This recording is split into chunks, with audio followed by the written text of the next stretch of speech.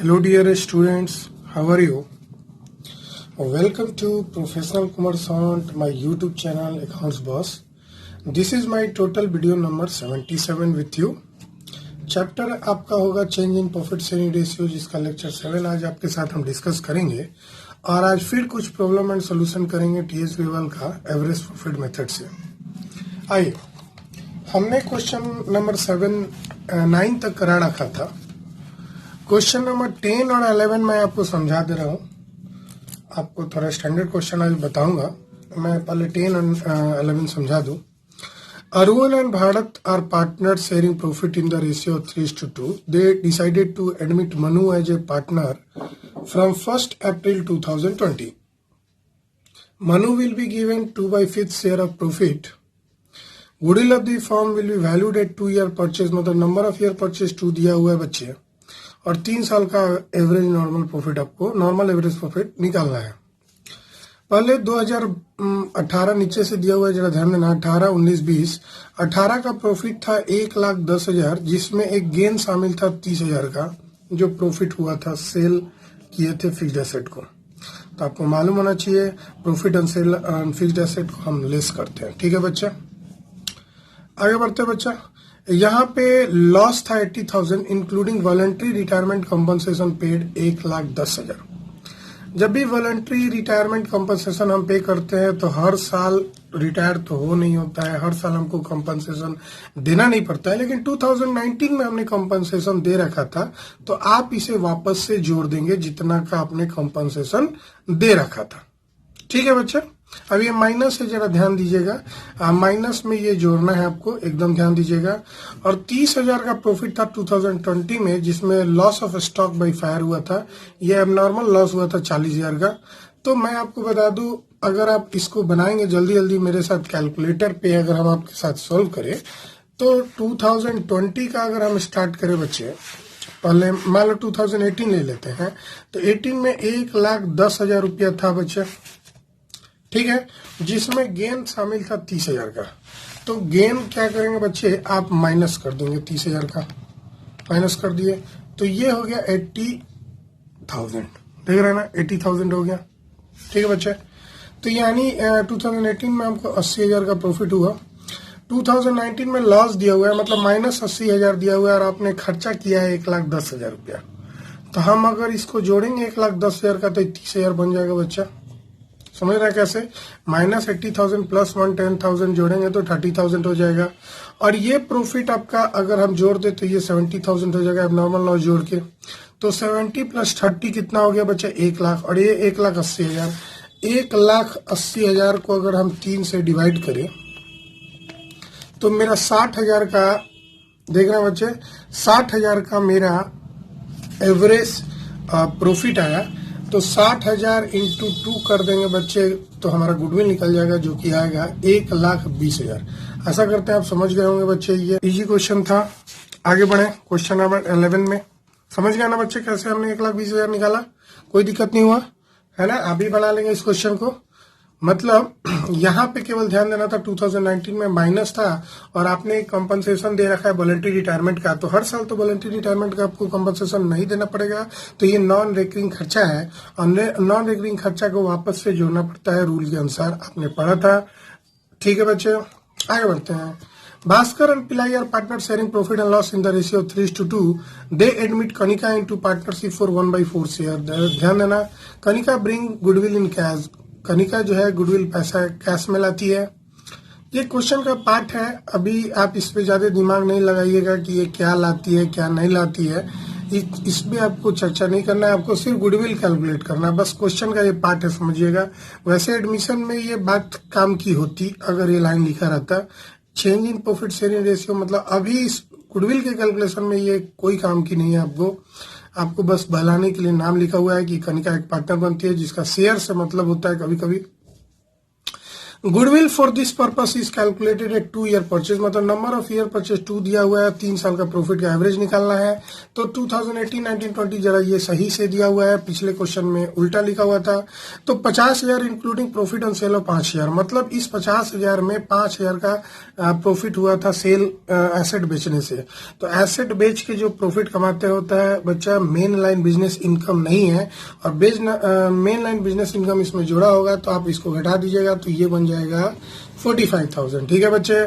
Loss including loss by 30,000, बिल्कुल ये 20,000 का लॉस हुआ है, जिसमें से आप एबनॉर्मल लॉस 30,000 का घटाए थे। तो अगर एबनॉर्मल लॉस जोड़ देंगे तो यहाँ पे बन जाएगा 10,000। हाँ बच्चे, मैं फिर से बता दूं, -20,000 में आप +30,000 करेंगे, क्योंकि एबनॉर्मल लॉस को प्लस किया जाता है रूल के अनुसार। क्यों किया जाता है ये मैं बहुत बार बता चुका हूँ, आप इसके लिए मेरा पहला लेक्चर देखिए। 2020 profit 70,000 including insurance claim received 80,000 and interest and investment dividend received 8,000, मतलब यहाँ पे 70,000 का प्रॉफिट हुआ है, जिसमें हमको इंश्योरेंस क्लेम का पैसा मिला है 18,000, इंटरेस्ट और इन्वेस्टमेंट का पैसा मिला है 8,000। बात समझ रहा है? मतलब 70,000 का जो प्रॉफिट हुआ है उसमें इंश्योरेंस क्लेम का भी पैसा हमको मिला है। तो इंश्योरेंस क्लेम का पैसा हर साल आप नहीं लेते हैं, नॉन रिकरिंग इनकम है। इंटरेस्ट ऑन इन्वेस्टमेंट ये मेन लाइन बिजनेस इनकम नहीं है आपका। तो ये दोनों अमाउंट को आपने जो रखा था तो वापस इसको घटा देंगे। तो 18,8 कितना हो गया बच्चा? 26। 70,000 में से 26,000 घटा दो तो 70,000 माइनस 26,000 अगर घटा देंगे तो ये बच्चा आ गया 44,000। अब एवरेज निकालने के लिए आप आशा करते हैं 44,000 प्लस 45,000 प्लस 10,000 डिवाइडेड बाई 3 कर देंगे तो आपका एवरेज आ जाएगा 33,000। और यहाँ नंबर ऑफ ईयर परचेज दिया हुआ था, कितना बचा? 2। तो इसका आंसर 2 से कर देंगे, मतलब 66,000 आएगा। ठीक है बच्चा, इसका आंसर आपने कितना बचा? 66,000। एवरेज आया था 33 और इसमें 2 से मल्टीप्लाई कर देंगे तो आंसर आ जाएगा 66। लेकिन एक लाइन और लिखा हुआ है, calculate goodwill brought by Kanika. Kanika कितना गुडविल लाती है? तो जाहिर सी बात है गुडविल का कैलकुलेशन करना है तो आपको शेयर निकालना पड़ेगा। ठीक है बच्चे, शेयर निकालना पड़ेगा। तो शेयर किसका बचा? तो 1/4 दिया है तो इसको 1/4 से मल्टीप्लाई कर दीजिए आप। तो 66,000 को अगर 4 से मल्टीप्लाई करेंगे, 4 से डिवाइड करेंगे तो ये आपका आ जाएगा बच्चा 16,500। दिख रहा है? 16,500 नहीं दिख रहा है? थोड़ा सा, हाँ ये दिख रहा होगा 16,500। ठीक है, इसका आंसर हो गया 16,500। आशा करते हैं ये इजी क्वेश्चन था, आप मेरे साथ बना चुके होंगे। नहीं बनाए होंगे तो खुद से लिख के भी बना लीजिएगा बच्चे, रूल को फॉलो करते हुए। आइए क्वेश्चन नंबर हम 12 और 13 आपके साथ शेयर करेंगे। 12 और 13 थोड़ा सा आपको स्टैंडर्ड लगा, 12 तो उतना खास नहीं है, 13 लेकिन स्टैंडर्ड है। और मैं कुछ डीके गोयल का भी क्वेश्चन सोच रहा हूँ कि आपको बताऊंगा जो अच्छा क्वेश्चन है डीके गोयल में। तो आइए क्वेश्चन नंबर हम 12 को जरा पढ़ते हैं फिर कॉपी बनाते हैं। Sumit purchased Amit business on 1st April. Goodwill was decided at value of 2 year purchase. मतलब नंबर ऑफ ईयर परचेज कितना दिया हुआ है? 2। आपको यही चाहिए, आपको 2 चीज चाहिए होता है कि एवरेज प्रॉफिट और दूसरा number of year purchase. Number of year purchase क्या होता है लॉजिक भी बता चुका था। अभी तो बस हमको नंबर ऑफ ईयर परचेज 2 से मतलब है कि 2 हमको याद रहेगा। हमको कुछ प्रॉफिट दिया हुआ है, कुछ एडजस्टमेंट दिया हुआ है। जरा एडजस्टमेंट को पढ़ते हैं बच्चा। Abnormal loss of 20,000 was debited to the profit and loss account of the year 31 March 2017। 31 March 2017 के प्रॉफिट में हमको एबनॉर्मल लॉस 20,000 का डिडक्ट किया गया था। जब भी एबनॉर्मल लॉस डिडक्ट किया जाता है तो उस साल का प्रॉफिट घट जाता है, जो कि घटना नहीं चाहिए क्योंकि एबनॉर्मल लॉस हर साल नहीं होता है। तो आप यहाँ पे 20,000 ऐड कर देंगे। कहाँ पे? इस साल के प्रॉफिट में 2017 में ऐड करेंगे, ध्यान दीजिएगा। ठीक है। A fixed asset was sold in the year ended 31st March 2018 and gain of 25,000 was credited to profit and loss account। इस साल की बात है बच्चा, एक फिक्स्ड एसेट को बेचा गया था तो हमको 25,000 का प्रॉफिट हुआ था और हमने इस प्रॉफिट को यहाँ क्रेडिट कर दिया था, मतलब बढ़ा दिया था। क्रेडिट करना मतलब प्रॉफिट को क्रेडिट करना मतलब उस साल के प्रॉफिट को बढ़ा देना। ठीक है बच्चे। और इस साल का प्रॉफिट अगर बढ़ गया होगा तो चूंकि ये मेन लाइन बिजनेस इनकम है, मेन लाइन बिजनेस इनकम नहीं है, ठीक है, बिजनेस से हटकर कमाई है। अरे भाई आपके कपड़े की दुकान है और आपने कुछ एसेट सेल करके प्रॉफिट कमाया, तो कपड़े बेच के जो पैसा कमाते हैं वो आपका मेन लाइन बिजनेस इनकम होता, प्रिंसिपल रेवेन्यू जनरेटिंग इनकम होता। लेकिन ये प्रिंसिपल रेवेन्यू जनरेटिंग इनकम नहीं है, ये तो आपके दुकान में कुछ पुराने एसेट्स पड़े हुए थे, उनको बेच के आपने प्रॉफिट कमाया, तो इसको बोलते हैं not principal revenue generating income. वैसे सिचुएशन में आपने इसको जो रखा था, क्योंकि हर साल आप एसेट बेच नहीं सकते ना, हर साल एसेट बेचने लगे तो गुड्स बन जाता, एसेट्स तो कभी कभी बेचा जाता है। तो आपने घटा रखा, सॉरी जो रखा था आप यहाँ पे माइनस कर देंगे, ये 25,000, ठीक है। उसके बाद in the year ended 31 March 2019, मतलब इस साल का बात है, firm were not insured due to oversight, insurance premium not paid was 15,000। इस साल में इंश्योरेंस हुआ था, ओवरसाइड मतलब इसको देख के मतलब छोड़ दिया गया था, लेकिन इंश्योरेंस प्रीमियम जो देना था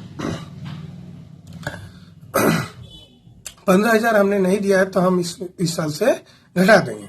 आइए इस क्वेश्चन को जरा सॉल्व करते हैं, ठीक है। आप सॉल्व कर चुके होंगे, हमने समझा दिया है वैसे, फिर भी मैं थोड़ा लिख के बता दूं, जरा आपको भी इंटरेस्ट आएगा, ठीक है बच्चे। तो हम सबसे पहले क्या करते हैं बच्चे, ईयर लिखते हैं, आपको मालूम होना चाहिए। तो हम सबसे पहले यहाँ लिख देते हैं 2017, फिर लिख देते हैं 2018। हमको 31 मार्च लिखने में थोड़ा परेशानी है स्पेस की कमी के कारण। ये हो गया 2020, ये हो गया ईयर। दूसरे को, हाँ बच्चे मैंने क्वेश्चन ही उतार दिया, यहाँ पे मैंने आपको प्रॉफिट रुपीज में था तो मैंने लिख दिया 80,000, 145,000, 160,000 और दूसरा 2 लाख,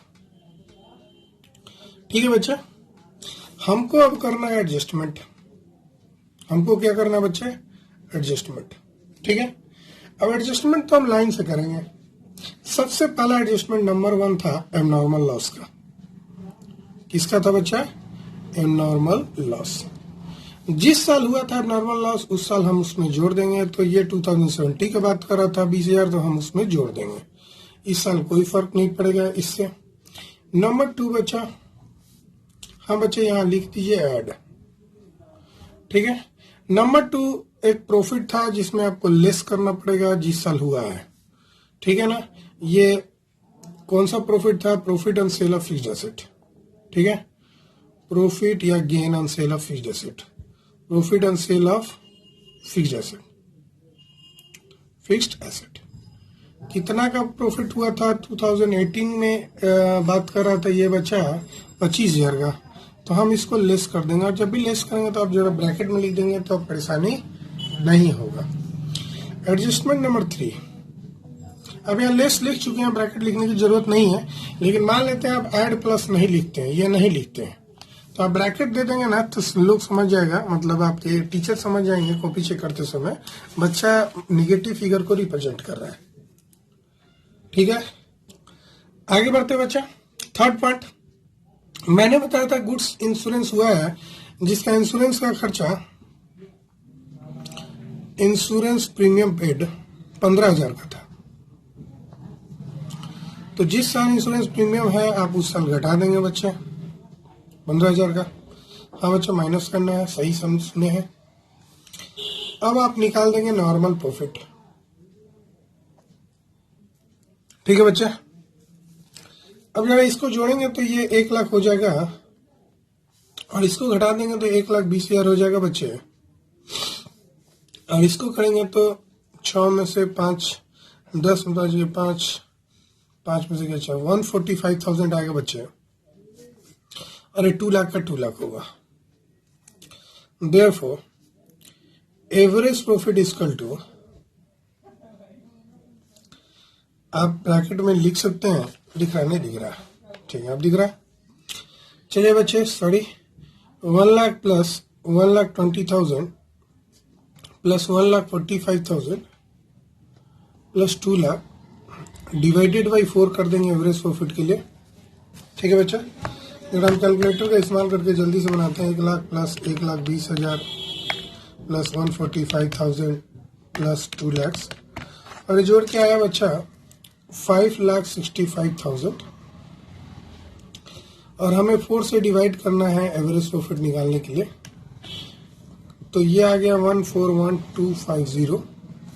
देयरफॉर गुडविल यहाँ पे नंबर ऑफ ईयर परचेज शुरू में ही हम लोग पढ़ा था, नंबर ऑफ ईयर परचेज 2 था, तो गुडविल हो जाएगा बच्चे, आप इसको 2 से मल्टीप्लाई कर देंगे, normal average profit into number of year purchase जो कि 2 था, आंसर आ जाएगा ₹2,82,500। आशा करते हैं आप एंजॉय कर रहे हैं, आपको समझ में आ गया होगा कि हमने 282,500 कैसे लिखा।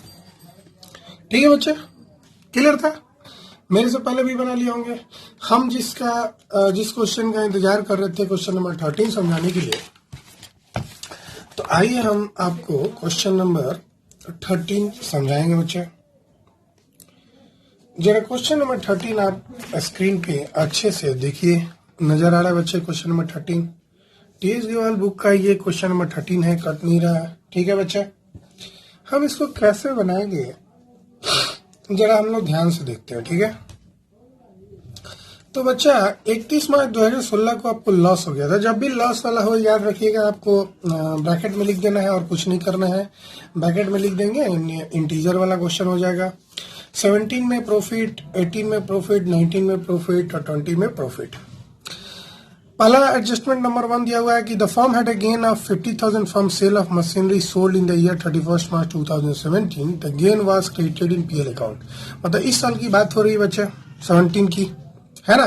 तो इस साल 50,000 का प्रॉफिट हुआ था एसेट बेचने से। तो आपको मालूम है ना, जो मेन लाइन बिजनेस इनकम नहीं है आप उसको घटा लेते हैं। तो ये 50,000 आपने क्रेडिट कर चुका था। जब भी लिखा रहे क्रेडिटेड, अगर नॉट क्रेडिटेड यहाँ हम क्वेश्चन में लिख देते हैं the gain was not credited in PL account, तो इस लाइन का यूज नहीं होता। जरा ध्यान से सुनिएगा, हम इस क्वेश्चन में अगर लिख देते हैं the gain was not credited in PNL account, वैसे स्थिति में ये लाइन बेकार हो जाता, बिना यूज का हो जाता। चूंकि यहाँ पे क्रेडिटेड लिखा हुआ है, इसका मतलब इस अमाउंट में 50,000 शामिल है, हमको अब घटा देना है रूल के अनुसार। ठीक है, उसके बाद पढ़ते हैं। There was an abnormal loss of 20,000 incurred in the year 31 March 2018 because of a machine become absolute in accident.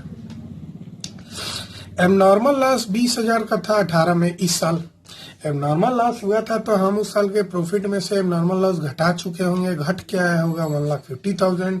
चूंकि एबनॉर्मल लॉस नॉन रिकरिंग, मतलब ये कभी कभी होता है ना, अब ऐसे भी एबनॉर्मल लॉस हमको जोड़ देना है।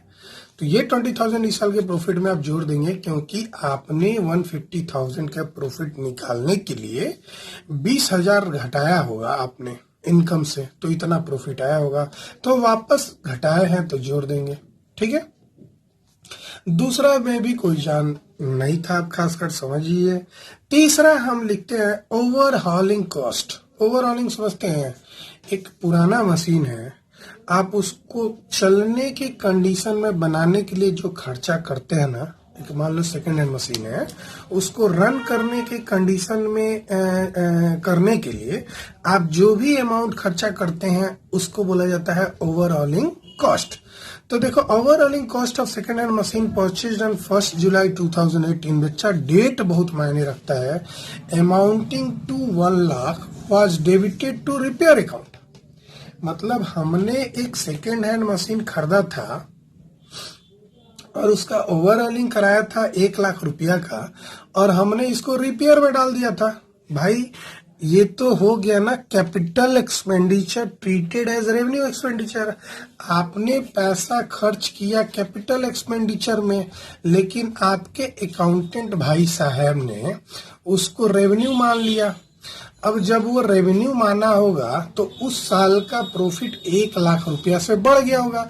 वैसे ये किस साल का बात कर रहा है? 1 जुलाई 2018। जब भी 1 जुलाई 2018 है, बच्चा कभी कभी आंख बंद करके इसमें ले लेता है। तो ये तीसरा टॉपिक जो 1 जुलाई 2018 है वो इस साल से रिलेटेड है, ध्यान दीजिएगा। इसके आगे वाला साल में डेप्रिसिएशन के कारण इफेक्ट डालेगा, लेकिन अभी फिलहाल देखो ये 1 जुलाई है और यहाँ 31 मार्च 2018 है, तो जाहिर सी बात है इसके बाद वाला ये है डेट, है ना? क्वेश्चन को एकदम ध्यान से सुनिएगा बच्चे, मैं जो समझाना चाह रहा हूँ हर वो लॉजिक मैं बता दूंगा जिससे आपका क्वेश्चन आसानी से क्लियर हो जाएगा। ठीक है, तो आपने कैपिटल एक्सपेंडिचर किया था और उसको आपने मान लिया रेवेन्यू एक्सपेंडिचर, तो आपका प्रॉफिट जो 65,000 है वो अचानक से बढ़ गया है 1,00,000 रुपया से। आपने रेवेन्यू घट गया है 1,00,000 रुपया से। प्रॉफिट होना चाहिए था 1,65,000, लेकिन आपने 1,00,000 रुपया खर्चा दिखा दिया, कैपिटल एक्सपेंडिचर को रेवेन्यू दिखा दिया, तो उस साल का प्रॉफिट घट गया। तो वापस से आप जोड़ देंगे। आगे बढ़ते हैं। अब वो चूंकि कैपिटल एक्सपेंडिचर है तो उस पर डेप्रिसिएशन होगा, और डेप्रिसिएशन का रेट 20%। अब वो भी रिटेन डाउन वैल्यू मेथड, यहाँ भी लोचा है भाई। अब जिस विद्यार्थी को रिटेन डाउन वैल्यू मेथड नहीं आता होगा उसको फिर से परेशानी, क्योंकि हर विद्यार्थी को रिटेन डाउन वैल्यू हो या ओरिजिनल कॉस्ट मेथड हो, SLM हो, ये सारे क्लियर होना चाहिए। कैलकुलेशन डेप्रिसिएशन तो आपको आना ही चाहिए। अगर आपको डेप्रिसिएशन नहीं आएगा तो हर चैप्टर में आप परेशान होंगे। ठीक है बच्चे, तो आइए इस क्वेश्चन को हम कैसे बनाते हैं, जरा मेरा प्रोसेस को देखिए। ये रहा स्क्रीन, स्क्रीन पे मैं लिखने जा रहा हूँ भाई। सबसे पहले तो मैं यहाँ पे लिख दूंगा 2016, फिर 2017, 18, 19 और 20। 5 साल का प्रॉफिट दिया हुआ था, और नंबर ऑफ ईयर परचेज 3 दिया हुआ था इस क्वेश्चन में। यहाँ पे प्रॉफिट लिख दो, जरा रुपीस का साइन लगा दो। ये 2016 में लॉस हो गया था 90,000। जब भी लॉस हो ना तो उसको ब्रैकेट में लिख दिया करिए। यहाँ पे 160,000 लिख दीजिए, यहाँ पे 150,000 लिख दीजिए, यहाँ पे 65,000 और यहाँ पे 177। हाँ बच्चा, आप स्केल से जब लाइन ड्रू कर लेंगे ना तो वो और अच्छा होगा। आप चाहते हैं स्केल से ड्रू कर लें तो करना भी चाहिए, बिना स्केल का तो बनाइएगा नहीं, थोड़ा अच्छा लगेगा। उसके बाद आते हैं हम एडजस्टमेंट करते हैं। अब एडजस्टमेंट नंबर 1, कहता है बच्चा profit on sale of fixed asset है। तो profit on sale of fixed asset, अभी बताओ किस साल का प्रॉफिट इफेक्ट कर रहा है। तो 31 मार्च 17 का, मतलब इस साल का कितना से 50,000 से प्रॉफिट क्या हो गया होगा, ज्यादा हो गया होगा। तो हम इसको घटा देंगे, क्योंकि नॉर्मल गेन चाहे profit on sale of fixed asset हमको घटाना होता है रूल के अनुसार, और आगे वाले कुछ में आपको चेंजमेंट नहीं करना है। ठीक है बच्चा।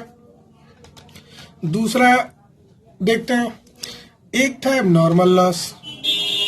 अब जब भी एबनॉर्मल लॉस हो तो आपको रूल तो याद ही हो गया। इतना क्वेश्चन बनाया है कि सर एबनॉर्मल लॉस जिस साल हुआ है ना उस साल आप जोड़ देंगे। तो 2018 का बात कर रहा था, उस साल एबनॉर्मल लॉस को आप जोड़ देंगे। ठीक है बच्चे। तीसरा में ध्यान देना है, सर एक कैपिटल एक्सपेंडिचर है, treated as capital expenditure wrongly treated as revenue लिख दो, रेवेन्यू एक्सपेंडिचर। आप यहाँ पे लिख दोगे क्या, overhauling of second hand machine treated as repair. मैंने पूरा कॉन्सेप्ट ही लिख दिया। आप यहाँ पे लिखोगे बच्चे, फिर से मैं बोल दूं, overhauling cost of second hand machinery debited to repair account. आप ये लाइन लिखेंगे, हमने कॉन्सेप्ट लिख दिया। खैर, अब जिस साल ये हुआ था उस साल का प्रॉफिट घट गया होगा तो हम उस साल जोड़ देंगे। तो 2019 की ये बात हो रही थी, जुलाई से लेके जुलाई 18 है, तो जाहिर सी बात है 18-19 के बीच का ये बात है।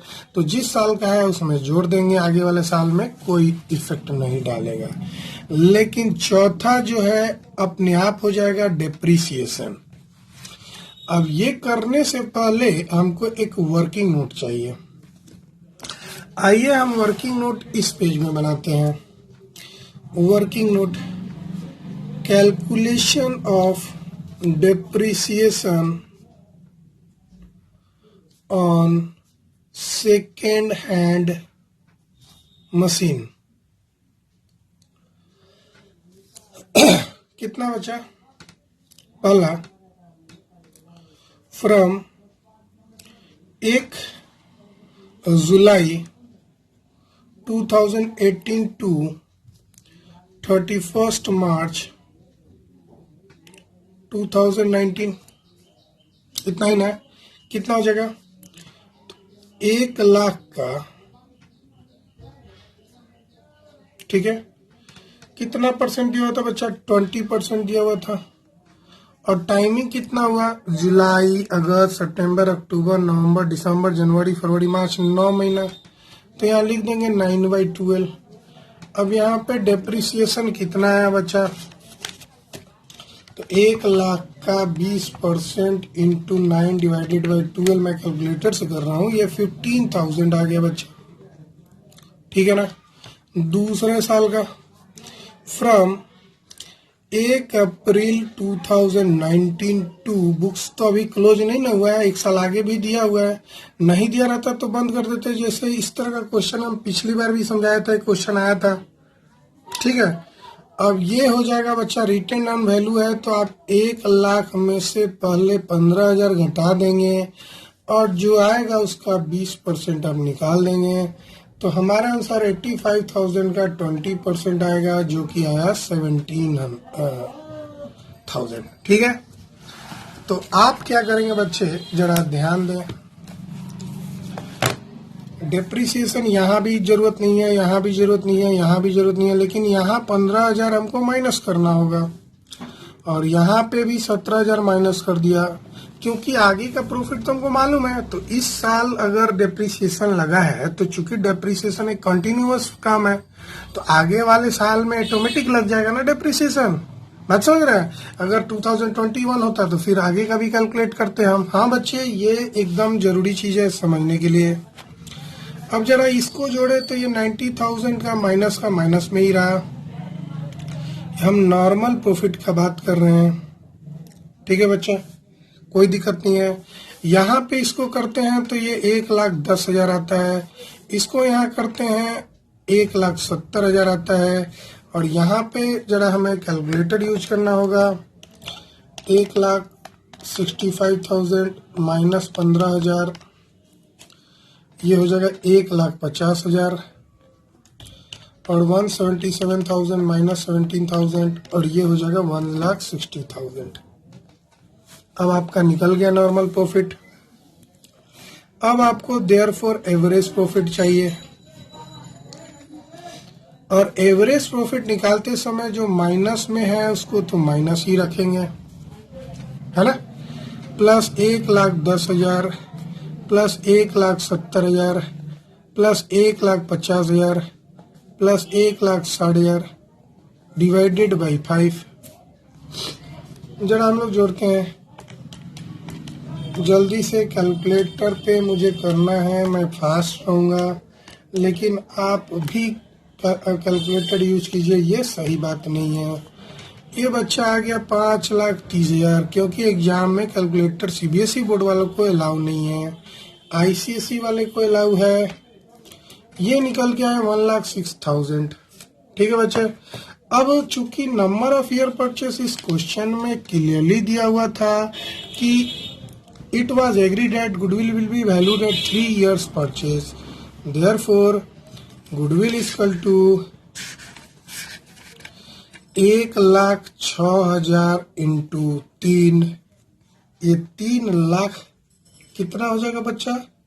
जरा आप ध्यान दीजिए, बताइए मुझे 30 नंबर का आंसर कितना हो जाएगा, जरा आप कैलकुलेशन कीजिए। हाँ बच्चे, लगता है कुछ मिस्टेक यहाँ किए हुए हैं। यहाँ 90,000 है, यहाँ पे हम 60 लिख दिए हैं। अब सुधार लीजिएगा जरा, 90,000 आएगा, तब इसको जोड़ेंगे तो ये 5 लाख आएगा बच्चा, ठीक है। यहाँ पे 90,000 था, देखो शुरुआत में, and I have written 60,000, so you change it, ठीक है बच्चे। खैर कोई बात नहीं है। तो हमने आपका 1 लाख आया, तो 1 लाख इंटू 3 गुडविल कितना आ गया बच्चा? 3 लाख। आशा करते हैं समझ गए होंगे। फिर से मैं आपके सामने जोड़ दूं, 1,10,000 माइनस 90,000 यानी 20,000, ये हो जाएगा 1,90,000, 1,90,000 और ये 3,10,000। तो 1,90,000 प्लस 3,10,000 आपका 5 लाख हो जाएगा बच्चे कैलकुलेटर पे। और 5 लाख को 5 से डिवाइड करेंगे तो 1 लाख का एवरेज प्रॉफिट आ जाएगा। फिर आप गुडविल निकाल देंगे, 3 साल average number of year purchase है तो 3 आ जाएगा। तो इस क्वेश्चन में हमें क्या समझाना था बच्चे? इस क्वेश्चन में मुझे आपको डेप्रिसिएशन का कॉन्सेप्ट समझाना था। और आपके साथ मैं एक टीएस गेवाल का क्वेश्चन नहीं, अब डीके गोयल का एक क्वेश्चन बताता हूं जो कुछ इसी प्रकार का क्वेश्चन है और आप खुद से ट्राई करेंगे उसको बनाने के लिए। ठीक है बच्चे? हाँ बच्चे, डीके गोयल का क्वेश्चन नंबर 4 और 8 अच्छा क्वेश्चन है। 4 भी बनेगा और 8 बनेगा और 8 दूसरे मेथड से है, तो हम खैर इंतजार करेंगे बच्चा। क्वेश्चन नंबर 4 आपके साथ शेयर करने वाले हैं। X purchase the business of Y from 1 April 2019 for this purpose goodwill is to be valued at 100% of average annual profit. जाहिर सी बात है आपको 100% लेना है एवरेज एनुअल प्रॉफिट का। लास्ट 4 साल का प्रॉफिट दिया हुआ है, 16 का 1 लाख, 17 का 1.5 लाख, 18 का 1.5 लाख, 19 का 2 लाख। 16 में क्या है ना कि इसमें एबनॉर्मल लॉस को लेस किया गया तो आपस से आप जोड़ देंगे। और यहाँ पे एक वॉलंटरी रिटायरमेंट का कॉम्पनसेशन घटाया गया है, हर साल तो घटता नहीं है, तो ये भी आप वापस से जोड़ देंगे। और प्रॉब्लम आपको वहां नहीं है, प्रॉब्लम आपको 2 ये टॉपिक में है। बुक्स को वेरीफाई करने पे पता चला कि एक 2017 की बात है, एक मशीन था जो डिस्ट्रॉय हो गया एक्सीडेंट में and 60,000 was written off as loss in the profit and loss account। and मतलब 2017 की बात है, इसी साल का। एक मशीन थी 60,000 की और उसको एक्सीडेंट हुआ था, लॉस बाय एक्सीडेंट, और उसको पीएनएल अकाउंट में हम लोग राइट ऑफ कर दिए थे। तो जाहिर सी बात है नॉर्मल लॉस यहाँ पे लाइट ऑफ हो गया है, तो जरा ध्यान दीजिएगा 17 का बनाते समय एक ये वाला फिगर पे भी ध्यान दीजिएगा और एक ये वाला फिगर पे भी ध्यान दीजिएगा।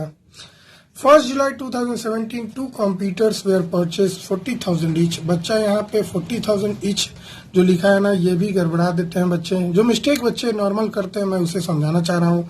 यहाँ 2 कंप्यूटर खरीदा गया है तो बच्चे डेप्रिसिएशन भी 2 होगा, मिस्टेक भी 2 होगा। तो 1 जुलाई 2017 को 2 कंप्यूटर 40,000 का खरीदा गया था और उसको ट्रेवलिंग एक्सपेंस मान लिया गया था। जाहिर सी बात है यहाँ भी capital expenditure treated as revenue expenditure हुआ है। On which depreciation is to be charge 10% on SLM. अभी अभी हमने जो क्वेश्चन बनाया है उससे ये इजी क्वेश्चन है, लेकिन कॉन्सेप्ट बिल्डिंग क्वेश्चन है, तो मैं चाहता हूं कि आप सारे कॉन्सेप्ट बिल्डिंग क्वेश्चन सॉल्व करें, इसीलिए मैं इसे बता रहा हूं। ठीक है बच्चे? तो क्वेश्चन नंबर 4 आप अच्छे से पढ़ लिए हैं, तो आइए हम यहाँ पे सोल्यूशन तैयार करते हैं। ठीक है बच्चा? यहाँ लिखेंगे हम question number 4 of DK Goyal. हाँ बच्चे, नई बुक की हम बात कर रहे हैं। 3 साल की प्रॉफिट थी 2017, 18 और 19। ठीक है बच्चा? सर गलत है, 16 भी है, तो यहाँ 16 कर दो, यहाँ 17 कर दो, कोई दिक्कत नहीं है ना। जरा आप स्केल से आप लाइन ड्रॉ कर सकते हैं, थोड़ा हौच-पौच नहीं होगा। लीजिए मैं ये ड्रॉ कर दे रहा हूँ, अब आपको हौच-पौच नहीं होना चाहिए। ठीक है? खैर हाँ बच्चे, तो आप बहुत सारे बच्चे अपने से बना सकते हैं। इस क्वेश्चन को आप बनाइए, इंतजार नहीं कीजिए। यहाँ प्रॉफिट दिया हुआ था, जरा 1 लाख का प्रॉफिट दिया हुआ था यहाँ पे। यहाँ लॉस दिया होता है 1,50,000 का, तो जाहिर सी बात है हमने बोला था कि लॉस को आप ब्रैकेट में लिख देंगे, उससे ज्यादा उस पर दिमाग नहीं लगाएंगे। और यहाँ पे आपको प्रॉफिट 150,000 का हुआ था और 2019 में 2 लाख का। क्लियर है बच्चा? अब शुरू करते हैं एडजस्टमेंट। क्या क्या एडजस्टमेंट हमको करनी है, ठीक है ना? देख रहे हैं ना? हाँ सर देख रहे हैं। तो एडजस्टमेंट नंबर 1 जरा देखते हैं हम लोग। एडजस्टमेंट नंबर 1 में लॉस बाय स्टॉक था 50,000 का, तो loss of stock by fire 50,000 का था, जो 2016 में घटाया गया था नॉर्मल लॉस। तो आप इसको क्या कर देंगे, जोड़ देंगे, क्योंकि आफ्टर डेबिटिंग था।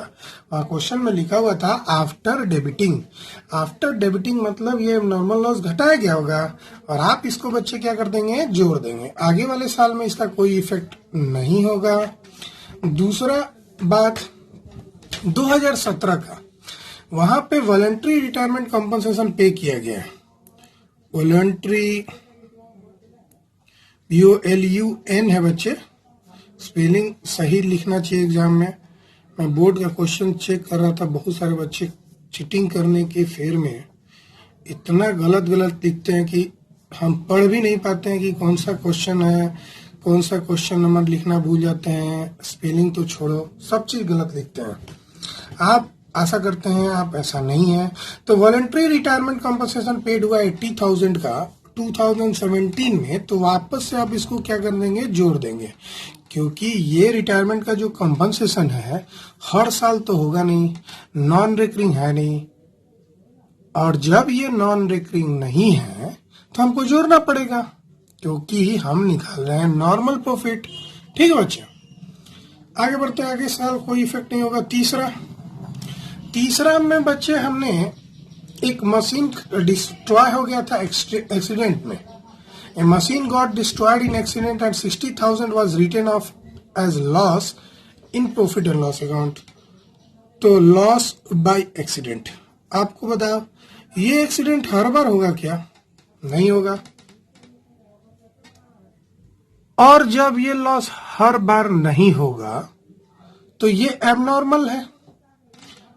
तो एबनॉर्मल लॉस को हम क्या करते हैं बताइए? सर एबनॉर्मल लॉस को हम तो जोड़ देते हैं, तो भाई ये भी जोड़ दिए यहां, आगे वाले साल में कोई इफेक्ट नहीं डालेगा। आगे बढ़ते, चौथा एडजस्टमेंट है ना, कंप्यूटर परचेज ट्रीटेड एज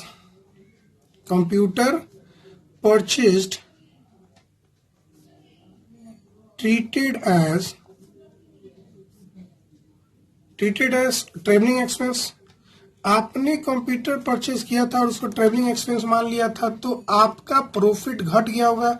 1 जुलाई लिखा हुआ है तो बच्चा 1 जुलाई 17 इस साल होगा, याद रखिएगा।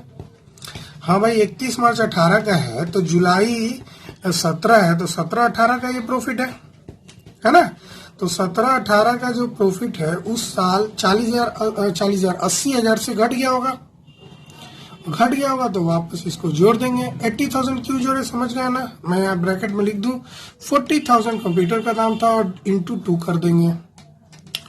हाँ बच्चे एक चीज रह गया जो डेप्रिसिएशन अभी बताया, 5वां डेप्रिसिएशन। और डेप्रिसिएशन बताओ इस साल होगा नहीं, यहाँ पे तो होगा ना। अब चूंकि यहाँ एक ही 2 कंप्यूटर अलग अलग निकालने की जरूरत नहीं है, 40,000 वाला कंप्यूटर आप ऐसे निकाल सकते हैं। आइए मेरे साथ कुछ वर्किंग नोट कीजिए। कैलकुलेशन ऑफ डेप्रिसिएशन दिख रहा है ना बच्चे, कैलकुलेशन ऑफ डेप्रिसिएशन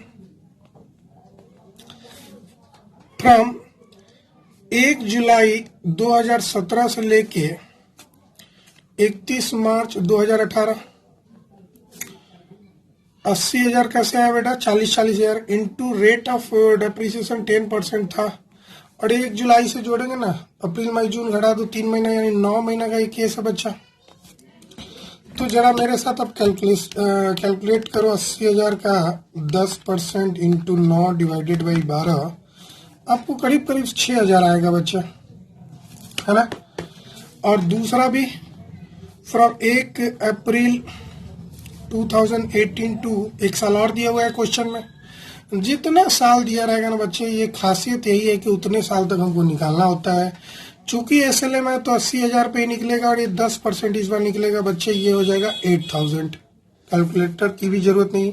तो 6,000 8,000 का डेप्रिसिएशन है, तो आप 6,000 डेप्रिसिएशन यहाँ पे लेस करेंगे और 8,000 यहाँ पे लेस करेंगे। क्यों करेंगे समझ गए ना, क्योंकि डेप्रिसिएशन तो रेकरिंग है, हर साल होने वाला है।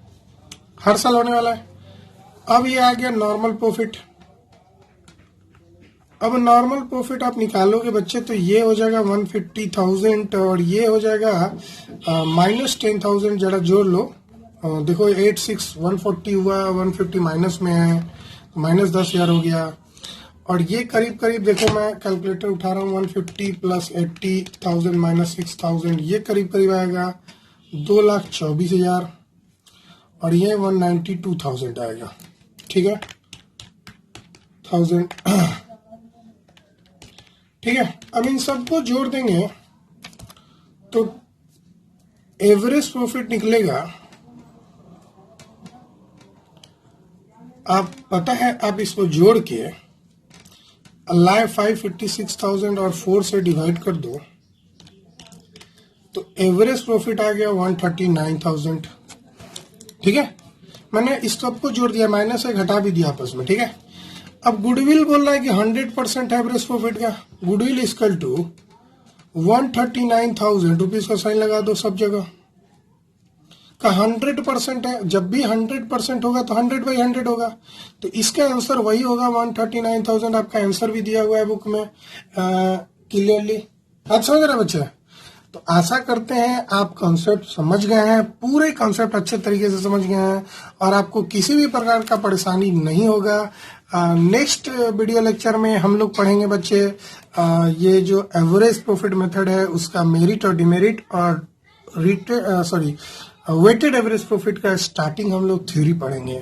तब तक के लिए बाय। प्लीज मेरे वीडियो को लाइक कीजिए, शेयर कीजिए, सब्सक्राइब कीजिए और मैं आपके साथ सारे क्वेश्चंस को सॉल्व कराऊंगा। आपको कहीं जाने की जरूरत नहीं है, कोई भी अलग जगह आपको पढ़ने की जरूरत नहीं है, बस मेरे साथ बने रहें और अपना कॉन्सेप्ट क्लियर करते रहें। Bye bye.